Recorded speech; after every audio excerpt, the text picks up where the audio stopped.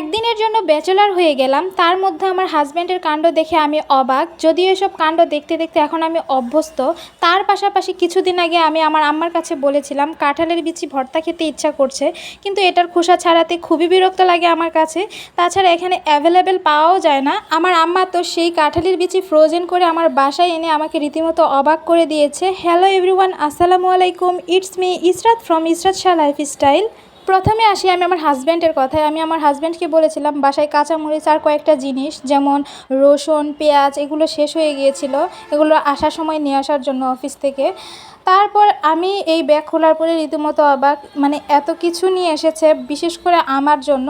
সে সবসময়ই এমন করে, মানে কিছু আনতে বললে সাথে আমার জন্য কিছু না কিছু নিয়ে আসবেই।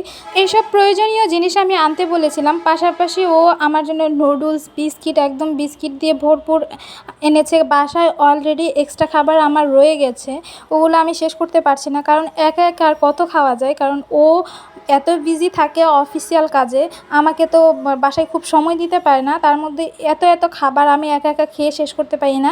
অনেক জিনিস আছে যেগুলোর ডেট ওভার হয়ে যায়, আমি খেতে পারি না। আর বিস্কিটটার মধ্যে এই ঘি টোস্টটা আমার অনেক বেশি পছন্দ। আর এই গ্র্যান্ড চয়েস কিছু কিছু বিস্কিট আছে এখানে আমার খুব পছন্দ, মানে আমার পছন্দ অনুযায়ী সে নিয়ে আসে। ঘি টোস্ট, ড্রাই কেক এগুলো আমার অনেক বেশি খাওয়া পড়ে, যার কারণে তার মধ্যে এই যে এখানে যে মিস্টার কুকিজ বিস্কিটটা দেখতে পাচ্ছেন, এটা আমার অনেক পছন্দ। কি করার, তার এইসব কর্মকাণ্ড আমি আরও আগের থেকেই দেখতেছি। ও এরকম করে, মানে একটা আনতে বললে 10টা নিয়ে আসে, আর হাতে যতটুকু পরিমাণ ওঠে সম্পূর্ণ দোকান থেকে নিয়ে এসে পড়ে। ওইটা ওরা আসলে আগের থেকেই অভ্যাস। যাই হোক, এগুলো গুছিয়ে রেখেছি। আর নুডলসটা বাসায় অলরেডি আছে, খাওয়া হচ্ছে না, কারণ হচ্ছে আমি একা একা বাসায় থাকি, ইচ্ছা করে না যে নুডলসটা আমি রান্না করে খাই।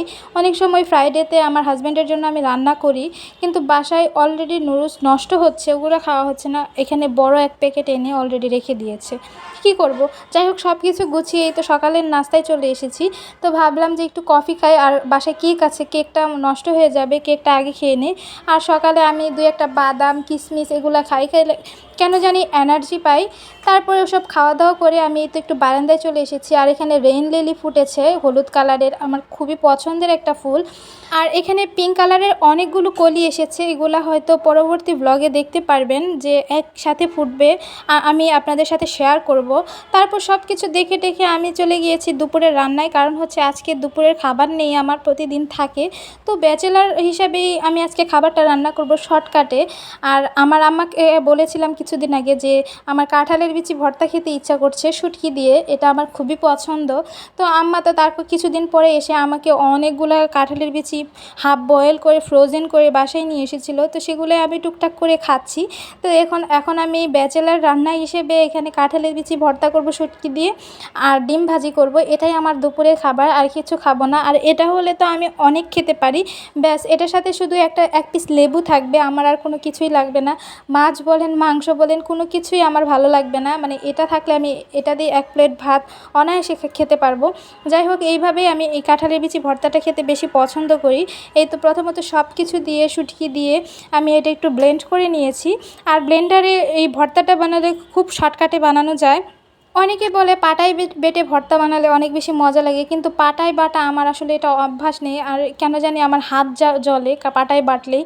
এই তো ব্লেন্ডারে আমি ভর্তাটা করে নিয়েছি, এটা কোনো অংশে কম হয়নি, এটা খেতে কিন্তু খুবই ভালো লাগে। আর এখানে ভরপুর আমি সরিষার তেল দিয়ে দিচ্ছি, আর এই ভর্তাটা আমার কাছে খুবই ভালো লাগে। আপনারা কে কী খেয়েছেন এইভাবে অবশ্যই কিন্তু কমেন্ট করে যাবেন। খাওয়া দাওয়া শেষ করে বিকেলে গিয়েছিলাম জাম্বুরাটা কাটতে। আমার হাজব্যান্ড একটা জাম্বুরা এনেছিল, সেটা খাওয়া হচ্ছিল না, আর জাম্বুরাটা খুবই ভালো ছিল। আমার এই ছোট্ট ব্লগটা আপনাদের কাছে কেমন লাগলো? জাম্বুরা খেতে খেতে আজকে বিদায় নিয়ে নিচ্ছি। সবাই অনেক ভালো থাকবেন, সুস্থ থাকবেন। আজ আসি, আল্লাহ হাফেজ।